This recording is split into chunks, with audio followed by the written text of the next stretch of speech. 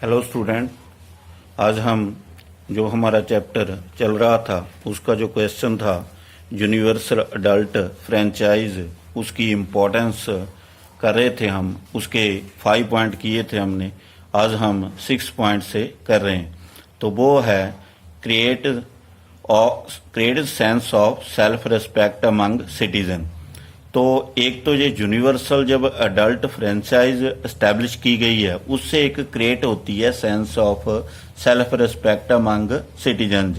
जो देश के नागरिक हैं उनमें एक सेल्फ रिस्पेक्ट क्रिएट हो जाती है। उसकी वजह यह है कि उनको एक सबके समान रूप में ये लोगों को जब उनकी एज 18 ईयर हो जाती है तो ये राइट प्राप्त हो जाता है, जिसे वोट का राइट हम बोलते हैं, विदाउट एनी डिस्क्रिमिनेशन। न जाति, भाषा, धर्म, खेतर, इसका कोई भी उनके साथ डिस्क्रिमिनेशन नहीं किया जाता, ना अमीर ना गरीब, तो सबको ये समान रूप में प्रोवाइड होता है। तो इस वजह से उनकी एक रिस्पेक्ट, डिग्निटी को क्रिएट करता है ये राइट।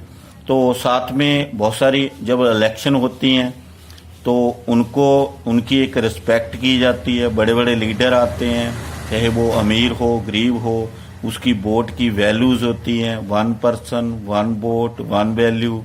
तो इस तरह से उनकी एक डिग्निटी, रिस्पेक्ट बढ़ती है, क्योंकि वो एक पॉलिटिकल लीडर होते हैं या पार्टियां होती हैं, उनके पास अप्रोच करती हैं, वोट को डिमांड करती हैं, तो उस तरह से उनकी एक रिस्पेक्ट को बढ़ावा देती हैं। तो इस तरह एक सिटीजन के लिए ये एक राइट है जो यूनिवर्सल अडल्ट फ्रेंचाइज का, वो एक रिस्पेक्ट और डिग्निटी को क्रिएट करता है। नेक्स्ट है हमारा point proper obedience of law. और लोग हैं जो, क्योंकि ये डेमोक्रेसी है, हमने देश में जो हमारा देश है उसमें एक डेमोक्रेटिक सिस्टम को एस्टैब्लिश किया गया है और सबको without any discrimination universal adult franchise provide की गई है।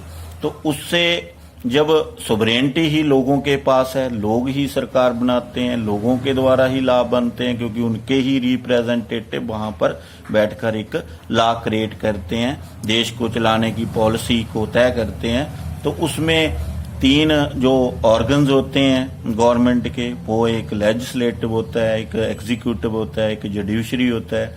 तो उस तरह से एक कानून बनाता है, एक इम्प्लीमेंट करता है, एक उसके लिए जस्टिस देता है। तो उस बनाए हुए लॉ को जो लोगों ने ही बनाया है, लोगों के रिप्रेजेंटेटिव जो बैठे होते हैं वहां पर, उन्होंने जो लॉ क्रिएट किया है, जो चुन के भेजे हुए हैं, तो लोगों की एक ड्यूटीज बन जाती है कि उसको एक माने। तो उस तरह से वो प्रॉपर ओबीडियंस ऑफ लॉ बनता है, क्योंकि वो उनकी उचित जो यूज करते हैं उनको तोड़ते नहीं है, क्योंकि उनके द्वारा ही बनाए हुए लॉ हैं। क्योंकि गवर्नमेंट ही लोगों की है, सारी शक्ति ही लोगों की दी हुई है गवर्नमेंट को, तो लोग अपनी ही जो शक्ति है उसको मानते हैं कि ये जो लॉ बनाए गए हैं वो उन्होंने खुद ही बनाए हैं, तो उनकी एक रिस्पेक्ट करते हैं और उनको मानते हैं।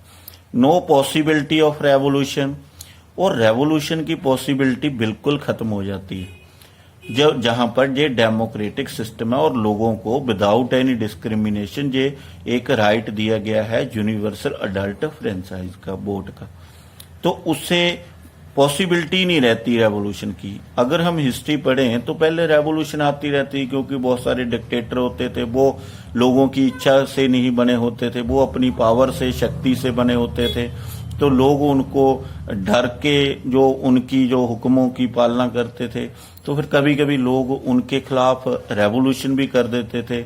राजे महाराजों को खून खराबा किया जाता था, मारा जाता था और ब्लड शेड होता था। तो इस तरह की रेवोल्यूशन की संभावना खत्म हो जाती है अगर जहां पर डेमोक्रेटिक सिस्टम हो और लोगों के पास एक यूनिवर्सल अडल्ट फ्रेंचाइज प्रोवाइड हो।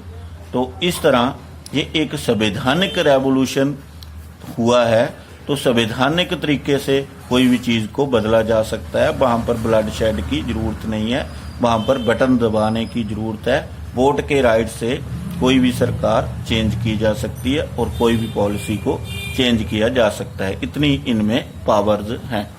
अब जो नेक्स्ट 2 पॉइंट है वो करते हैं, वो हैं create interest in public function.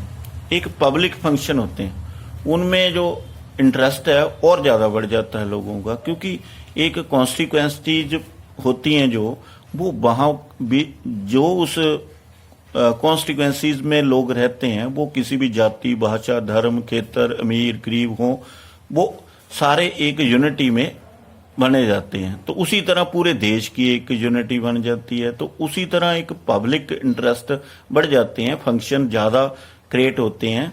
तो लोगों जो पब्लिक सेक्टर में जो वर्क है वो ज़्यादा से ज़्यादा होता है, क्योंकि हर एक लोगों को वो एक अच्छा एक फैसिलिटेट करना चाहते हैं। जो उनके नुमाइंदे होते हैं, रिप्रेजेंटेटिव होते हैं, वो लोगों की समस्या को सॉल्व करते हैं और पब्लिक फंक्शन ज़्यादा से ज़्यादा उसमें बढ़ जाते हैं। नेक्स्ट है बेस्ड ऑन डेमोक्रेटिक प्रिंसिपल। जो ये adult universal adult franchise provide की है लोगों को, वो एक बेस है डेमोक्रेटिक सिस्टम का, एक डेमोक्रेटिक प्रिंसिपल्स है। तो उसको एस्टेब्लिश करने के लिए ये सबसे पहले जरूरी है कि उनको एक वोट का राइट दिया जाए, लोगों को एक वोट का राइट दिया जाए, तो ही ये डेमोक्रेसी हम एस्टेब्लिश कर सकते हैं। लोगों के बिना ये डेमोक्रेटिक सिस्टम एस्टेब्लिश नहीं हो सकता। उसी तरह बहुत सारी पार्टियां होती हैं, जो पॉलिटिकल पार्टियां, वो अपने अपने विचारधारा लोगों के सामने लेके जाती हैं। एक प्रिंसिपल डेमोक्रेटिक सिस्टम बनता है। फिर लोगों को चॉइस होती है कि किसको सिलेक्ट करना है, किसको नहीं करना है। तो उस तरह से एक लोगों की इच्छा इसमें ज़्यादा ज़ाहिर होती है और सब कुछ लोगों के द्वारा ही किया जाता है और लोगों के पास ही पावर असली होती है। तो इस तरह अगर डेमोक्रेटिक सिस्टम को एस्टैब्लिश करना है, तो डेमोक्रेटिक प्रिंसिपल को एस्टैब्लिश करना है, तो एक बेस है। इसके बिना जो डेमोक्रेटिक सिस्टम एस्टैब्लिश नहीं हो सकता जब तक हम किसी लोगों को यूनिवर्सल अडल्ट फ्रेंचाइज नहीं देंगे विदाउट एनी डिस्क्रिमिनेशन। आज इतना ही था। Thank you. नेक्स्ट हम अगली वीडियो में करेंगे।